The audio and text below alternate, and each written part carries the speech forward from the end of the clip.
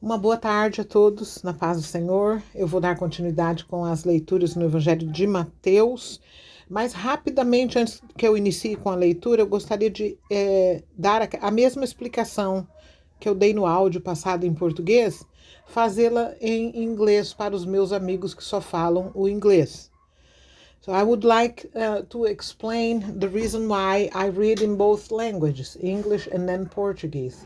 The reason is that one person in church asked me, and this person told me, "Listen, why don't you start reading the Bible, but you read in English and then in Portuguese?" Because a lot of people here now in Brazil are applying themselves into learning English, and I thought that was awesome because when I was here before I went to the United States, and that was in 1989, very, very few people would be interested in learning, or maybe just because they didn't have the how to pay to learn English.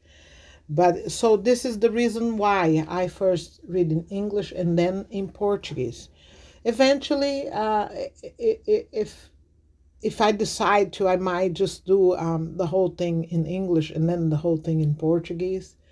But the way it is, a lot of people are listening, and that's a good thing because this is the little work God has placed in my hands to do. It is to read His Word, and that is actually the food for the soul. That's what it is, the words of life. So I will continue with the reading, and it is the end of chapter 4. It's going to be from verses 12 to 25. Então, essa leitura será no capítulo 4, no final do capítulo 4. Vou continuar com a leitura. E temos 3 novos subtítulos. Jesus começa o seu trabalho na Galileia. Jesus chama 4 pescadores e Jesus ensina e cura muita gente. Então, primeiro em inglês, depois em português. Gospel of Matthew, chapter 4, verses 12 to 25. When Jesus heard that John had been put in prison, he went back to Galilee. He left Nazareth and went to live in Capernaum, a town near Lake Galilee, in the area near Zebulun and Naphtali. Jesus did this to bring about what the prophet Isaiah had said.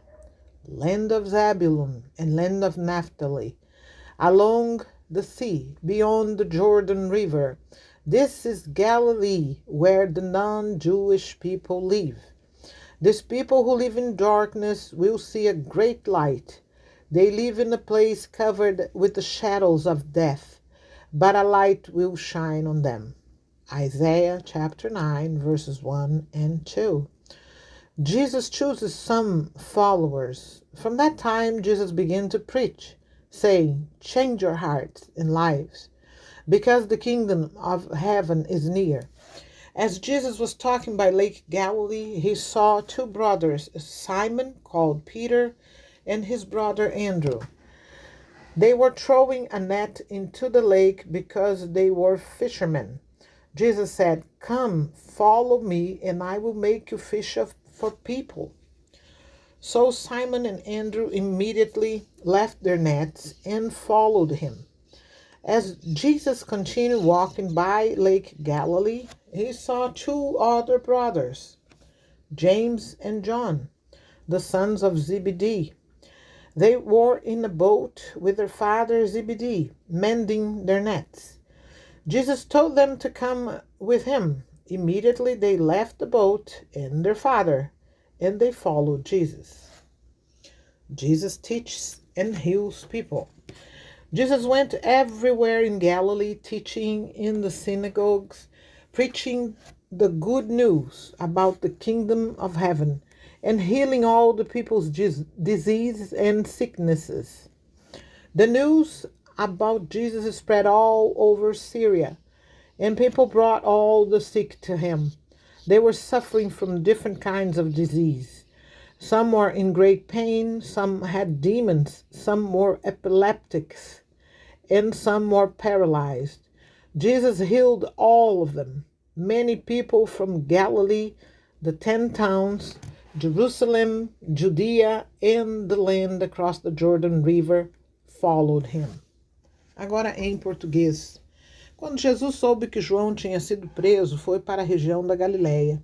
Não ficou em Nazaré, mas foi morar na cidade de Cafarnaum, na beira do lago da Galileia, nas regiões de Zebulon e Naftali.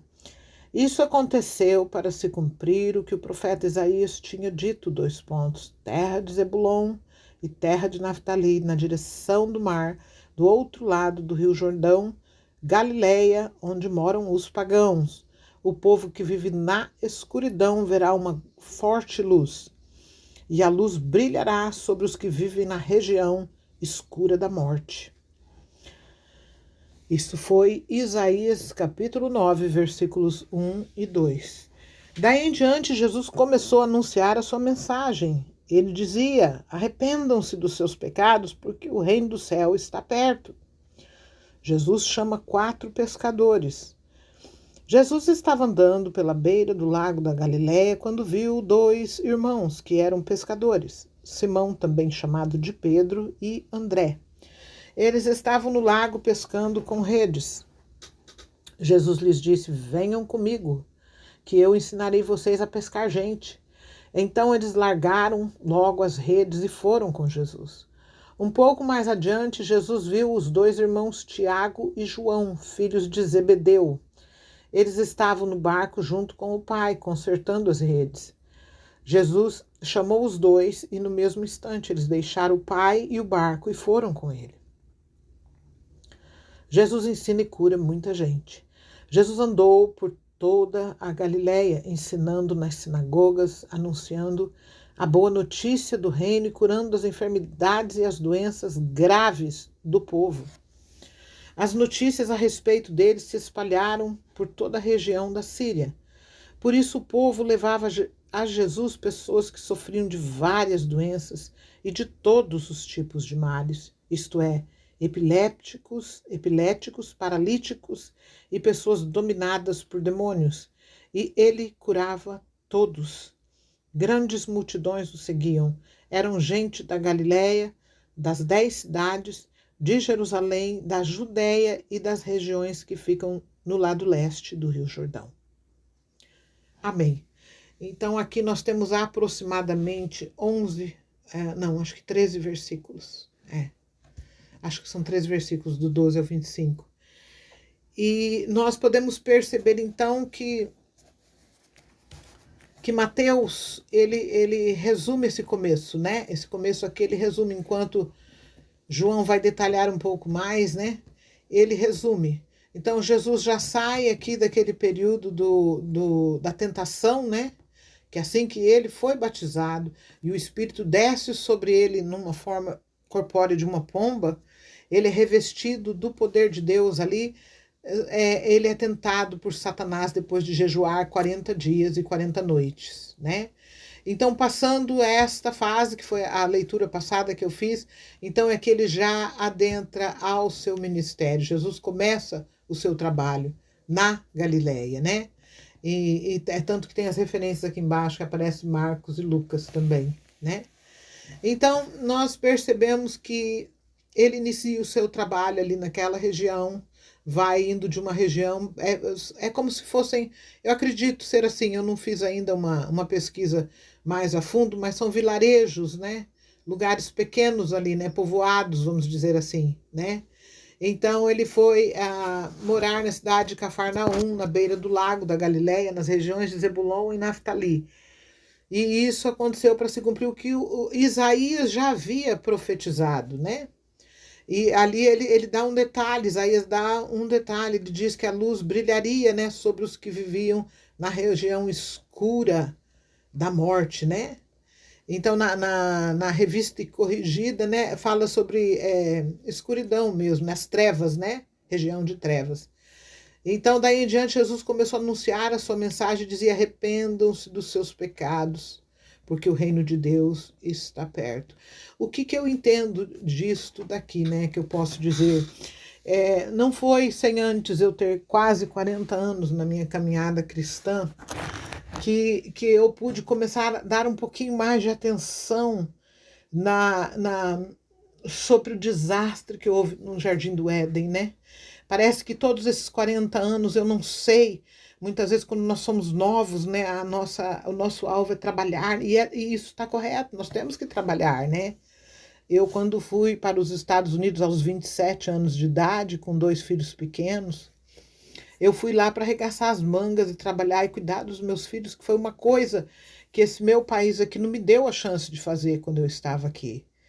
Então nós nos ocupamos e isso é normal. Nós temos que cumprir com as nossas obrigações morais e familiares e tudo isso. Mas agora, depois de uns 40 anos, quando eu retornei ao Brasil, isso depois de ter ficado 22 anos nos Estados Unidos, foi onde Deus permitiu que eu tivesse que parar.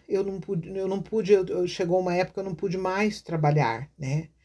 Então o Senhor começou a me direcionar à compreensão do grande desastre que houve no Jardim do Éden, né? E aquela desobediência nos causou tantos problemas, né? Tantos problemas, para começar, uma morte espiritual, né? Uma morte espiritual. Junto com essa morte espiritual foi mesclado em nós o DNA do inimigo de Deus. Quer nós gostemos disso ou não gostemos, foi isso que aconteceu conosco. Eu enfatizo, eu bato nessa tecla nos meus áudios, porque é necessário que nós venhamos a compreender de uma vez por todas que foi isso que aconteceu. Porque quando você abre a tua televisão e você vê assassinatos que não fazem nem sentido, é pai matando 2 filhos por causa que a mulher o traiu, a esposa o traiu para se vingar da mãe, matou os 2 filhos e se matou, tirou a própria vida. Isso é DNA de Satanás, não tem como você negar, certo? Então, esta complicação advinda lá daquela desobediência do Éden, eu não sei de tudo, minhas irmãs, meus irmãos e meus amigos que me ouvem. Deus tem me mostrado de pouquinho a pouquinho, um pouquinho aqui, um pouquinho ali. Quem me dera saber de tudo, mas eu não sei, certo? O que eu sei é isso, que foi sério o negócio lá e foi feio. É tão feio que nós nos tornamos cegos quanto às coisas de Deus, né? Você para um pouquinho para pensar em todo este processo, em toda esta logística que Deus teve que fazer uma empreitada em tudo isso para chegar a culminar na conclusão de que deveria ser o seu próprio filho que teria que descer aqui nessa terra, encarnar num corpo como o nosso, certo? Para tentar, como às vezes alguém um dia ilustrou dessa forma para mim, eu achei interessante, sabe? Alguém ilustrou isso para mim dessa forma, eu achei super interessante. Eu nem me lembro quem foi, nem há quantos anos foi, mas alguém fez essa ilustração. Por exemplo, do tipo assim, eu estou aqui, estou vendo um formigueiro lá embaixo, mas eu preciso me comunicar com aquelas formiguinhas que ali tem um perigo muito grande para elas lá e tal. Então, que a única maneira de eu conseguir comunicar com elas seria eu virar uma formiguinha também, sabe como? Então, para mim, make sense, como diz em inglês, faz todo sentido, né? Então, aqui a nossa situação ficou tão deplorável, né? Porque nós nos contaminamos. E devo dizer uma coisa para vocês, ainda bem que Deus não nos abre os olhos totalmente, sabe por quê? Nós iríamos ficar apavorados. Se Deus decidisse abrir os nossos olhos completamente, para que nós pudéssemos ver a situação em que nós caímos, eu acho que nós ficaríamos aterrorizados, sabe? Porque foi um negócio muito sério mesmo e não pode.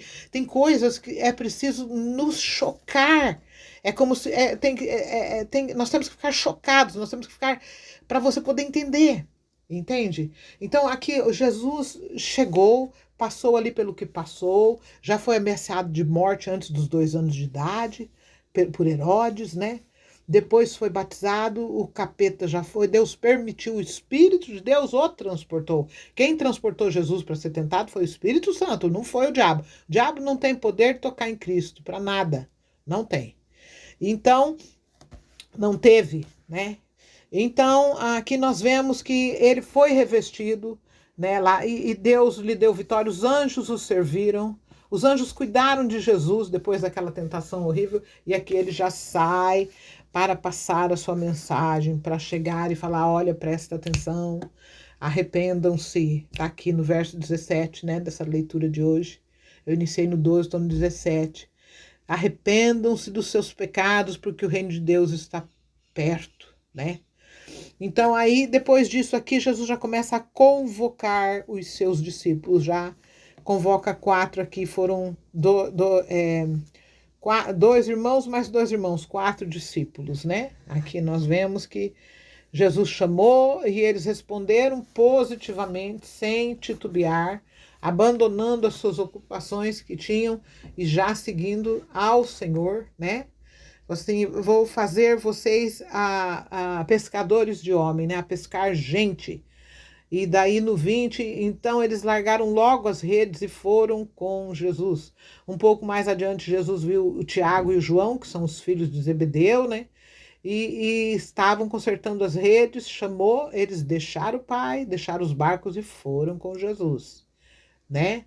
Então aqui nós percebemos, e a terceira parte, né, que é Jesus ensina muita gente. Então, olha, ele começa explicando, né? Ele começa querendo chamar a atenção, né? Andou por toda a Galiléia ensinando nas sinagogas, haviam as sinagogas, né? Que eram, vamos dizer, que eram as congregações, né? Ali dos líderes religiosos daquela época, né? Anunciando a boa notícia do reino e curando as enfermidades e doenças graves. Haviam pessoas com doenças graves, né? As notícias a respeito dele se espalharam por toda a região da Síria, né? Isso pelos sinais, porque olha, na natureza humana que nós carregamos essa corrompida, nós todos temos do Tomé um pouco, sabia? Não adianta negar também não, viu? Eu sei que muita gente deve escutar as coisas que eu falo, deve pensar, poxa, essa mulher fala cada coisa, mas é a verdade. Muitos de nós só vai crer se ver. Nós temos dificuldade de acreditar naquilo que os nossos olhos físicos não podem ver. Então, aqui, as notícias a respeito dele se espalharam por toda a região da Síria. Por quê? Por causa dos sinais.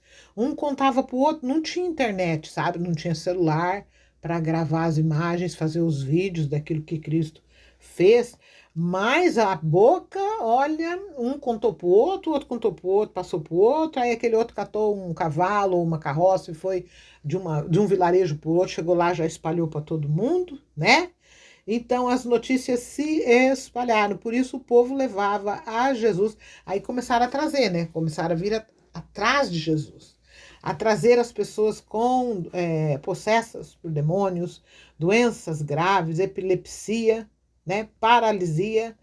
Então trouxe, e ele, aqui a Bíblia diz assim, e ele curava todos, não deixava ninguém de fora. Grandes multidões o seguiam, eram gente da Galileia, das 10 cidades, de Jerusalém, da Judéia, das regiões que ficam no lado leste do Rio Jordão.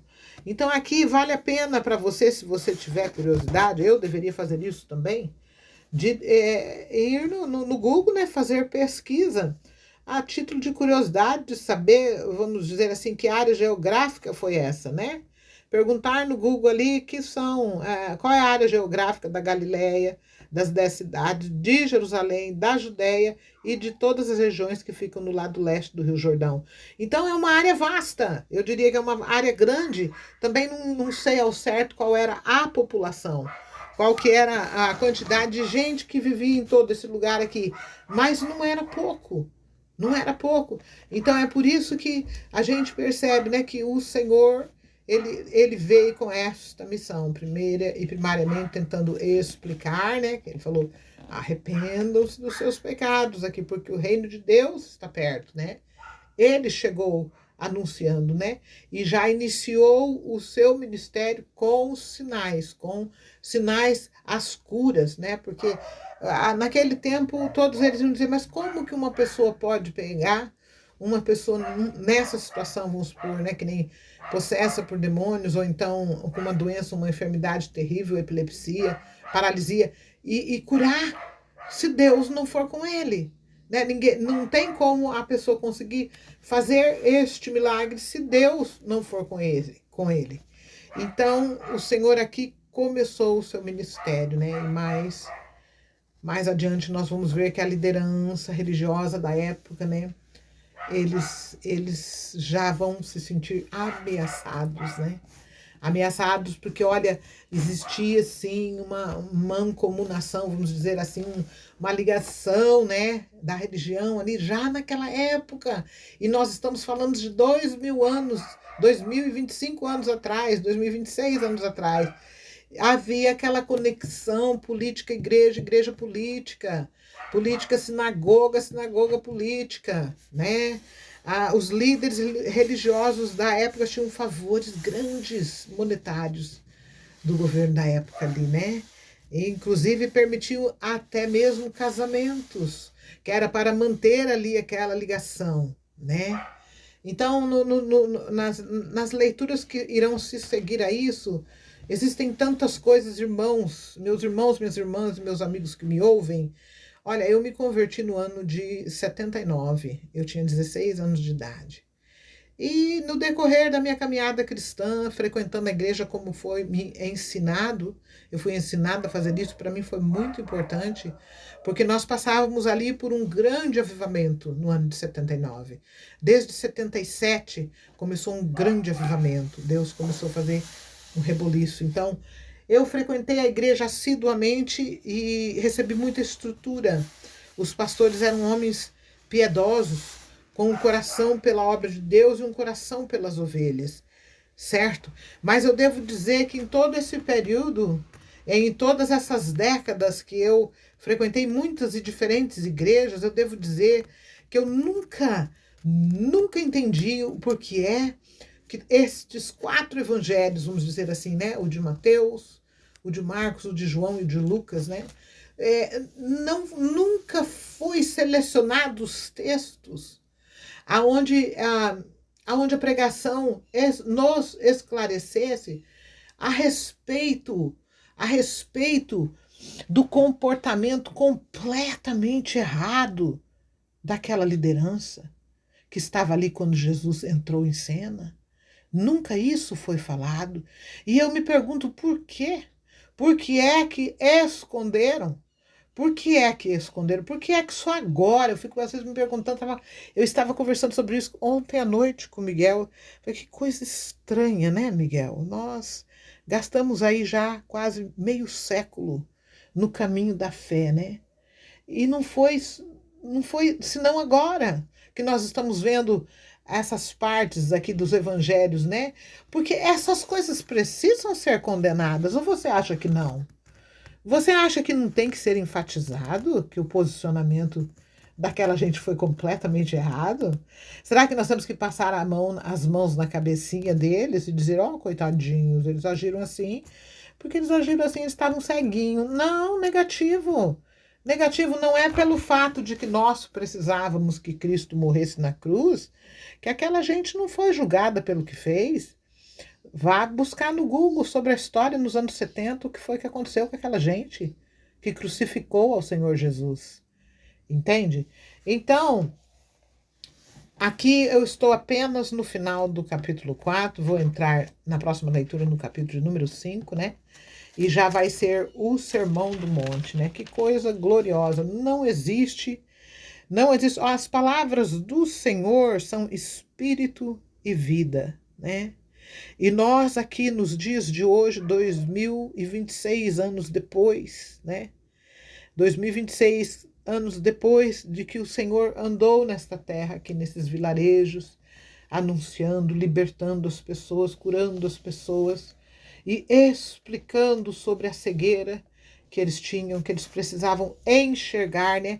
Aqui quando você lê no versículo 16, e a luz brilhará sobre os que vivem na região escura da morte. Quando se fala de escuridão, de trevas, de ignorância, de não conseguir enxergar, é uma cegueira.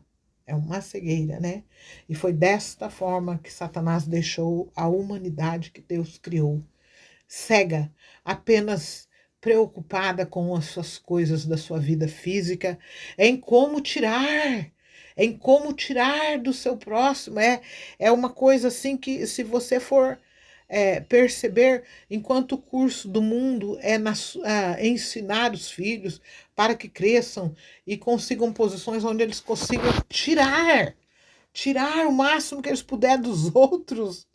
No Evangelho de Cristo, nós vamos entender que tem que dar. Né? Ele vai nos ensinar a dar. Ele deu. Ele chegou.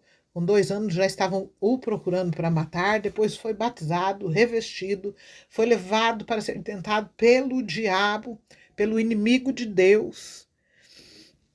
Os anjos o serviram, estava revestido, começou o seu trabalho. Arregimentou os primeiros 4 pescadores, né? E aqui já começa o seu ministério árduo de ensinar. Ó, Jesus ensina e cura. Quer dizer, o ministério consistiu em ensinamentos e curas. Ensinamentos e curas não foi em arrecadação. Entende? Então, hoje em dia, nós estamos precisando entender esses evangelhos de uma maneira como nunca foi nos anunciado. Essa é a grande verdade. Olha, existe uma agenda, tem uma agenda, como eu disse para vocês, eu não sei de tudo, eu não sei de nada, mas o pouco que eu sei é porque eu sou curiosa, eu vou pesquisar, eu vou atrás, eu entendo que eu preciso saber de alguma coisa, né? Nós precisamos entender alguma coisa, né? Então, existiu uma agenda desse Israel sionista. Esse Israel sionista não tem nada a ver com Israel, que é o povo de Deus, absolutamente nada. Eles têm uma agenda horrorosa, horrorosa que é de derramar o tanto de sangue a mais que eles puderem. Você sabe por quê que o Israel sionista odeia os palestinos? Eu vou te explicar. Se você não sabia, eu vou explicar para você. Porque quando Deus disse que os destruiria, ele os destruiu nos anos 70. E Deus os espalhou. Ele falou, não, aqui vocês não vão ficar. Essa terra que vocês tanto dizem que é de vocês, não é mais. Entendeu? Cai na real. Minha irmã, meu irmão e meu amigo que me ouve. Cai na real. Foi isso que Deus fez. Então Deus os espalhou. Foi judeu espalhado para a Rússia. Para tudo que é canto aqui no Brasil, um punhadão deles. Né? Tem, olha, para tudo que é lado. Itália.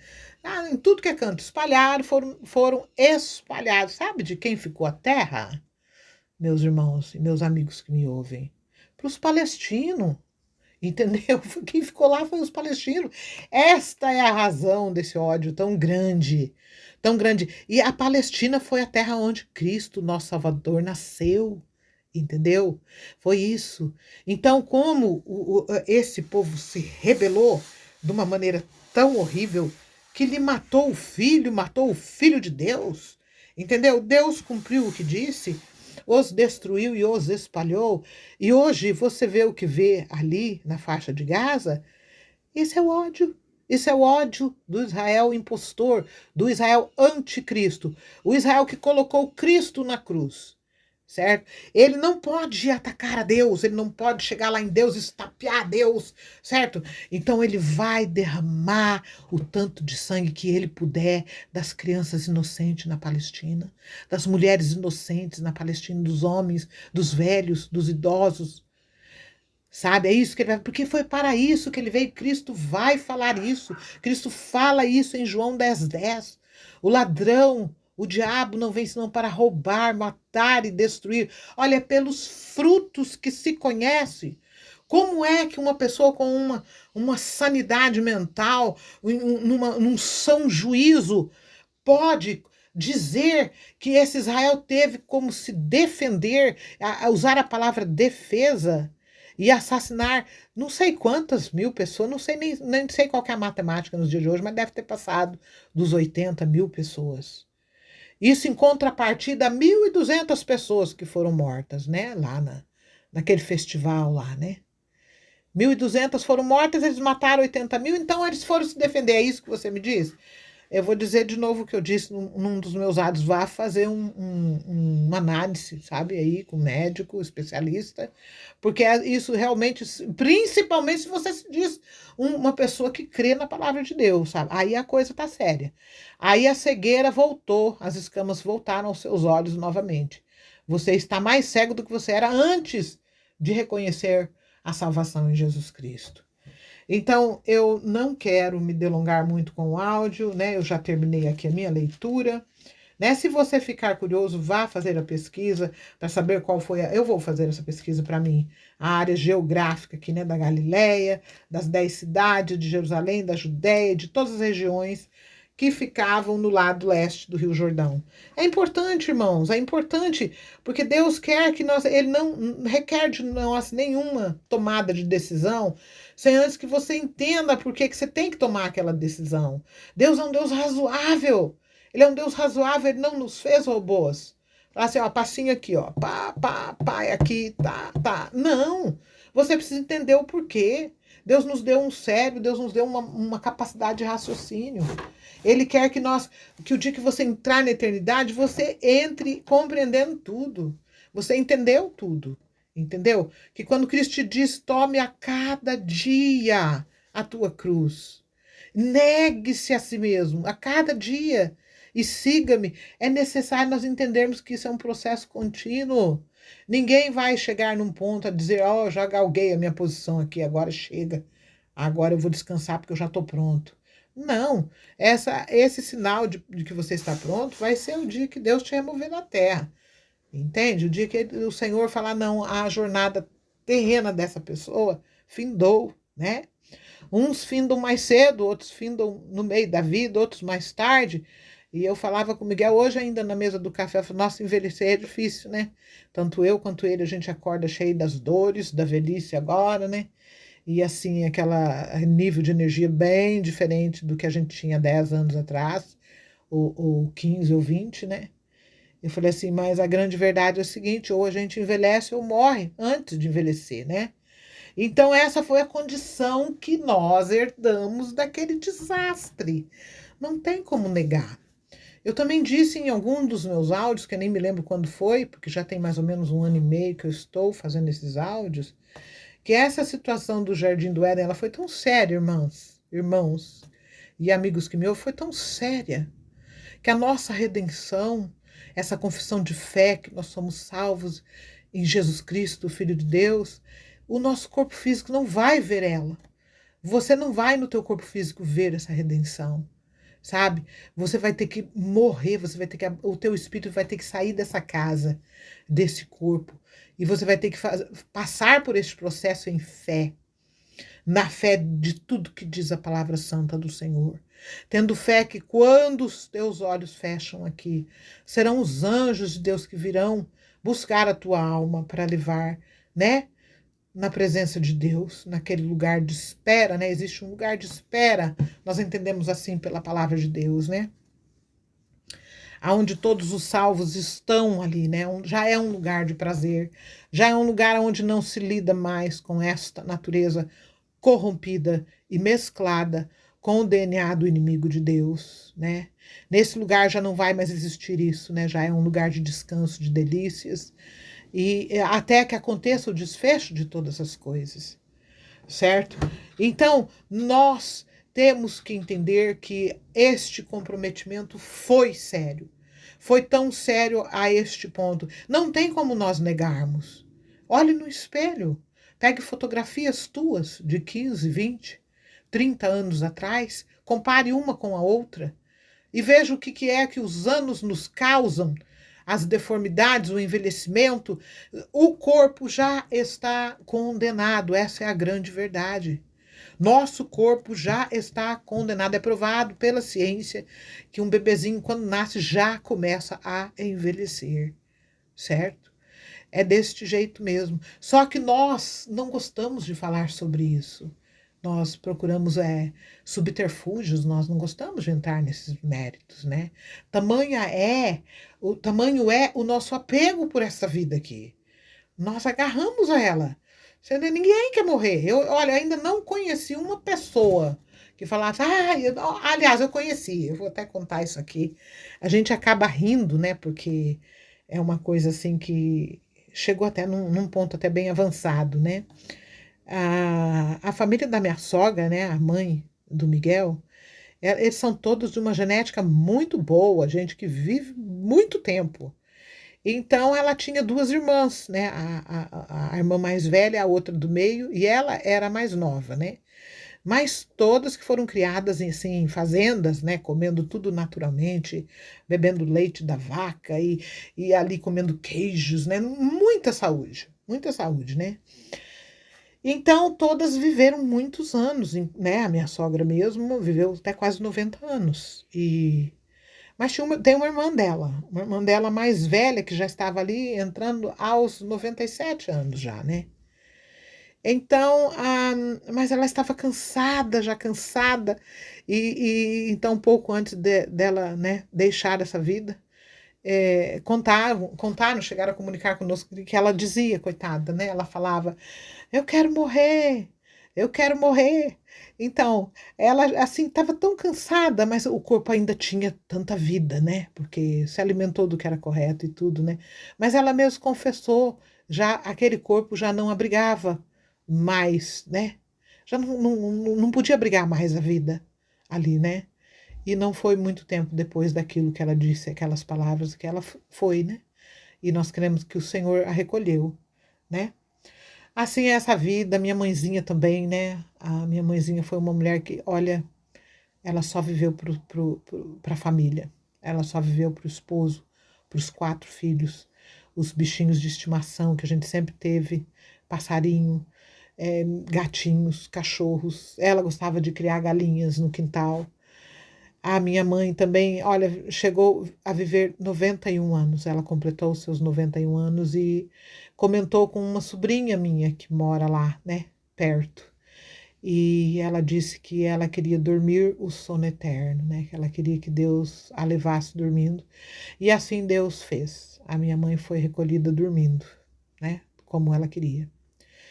Deus, ele é um Deus que ele quer chegar perto de nós. Mas ele vai chegar perto de nós com verdades que vão bater de frente com o tanto de mentiras que foi nos ensinado, certo? Então nós devemos abrir os nossos olhos, porque é chegado um tempo, houve um tempo em que muitas coisas estavam seladas, sabe? Então elas foram seladas. Tem essa expressão aqui na palavra do Senhor, né? Eram coisas seladas, fechadas, não era para compreender. Então vamos dizer que esse tempo todo aí que eu disse, né, que e nenhum dos textos dos evangelhos onde se explica tão claramente sobre o comportamento completamente errado dessas lideranças, nunca ninguém nem passou por ali para tentar explicar, para tentar alertar as ovelhas, né? Mas hoje é chegado este tempo. Preste atenção, leia, leia você mesmo os evangelhos e ore pedindo a Deus a compreensão, ele vai te abrir os olhos, certo? E você vai entender, porque Deus quer que nós sejamos salvos, cheios do conhecimento, né? Assim eu vou terminando esta leitura de hoje, para não me delongar, para que não fique um áudio muito longo. E na próxima eu estarei dando entrada no capítulo 5, que vai ser o Sermão do Monte, né? A palavra do Senhor nos traz vida, e vida com abundância, né? É uma vida que vai muitas vezes contra os nossos interesses aqui, viu? Da vida física. Mas é essa que vai nos levar para o lado de lá. Então, que Deus te abençoe, minha irmã, meu irmão, meu amigo que me ouve. Que Deus tenha misericórdia de nós, continue nos guardando e eu estarei dando continuidade com essas leituras.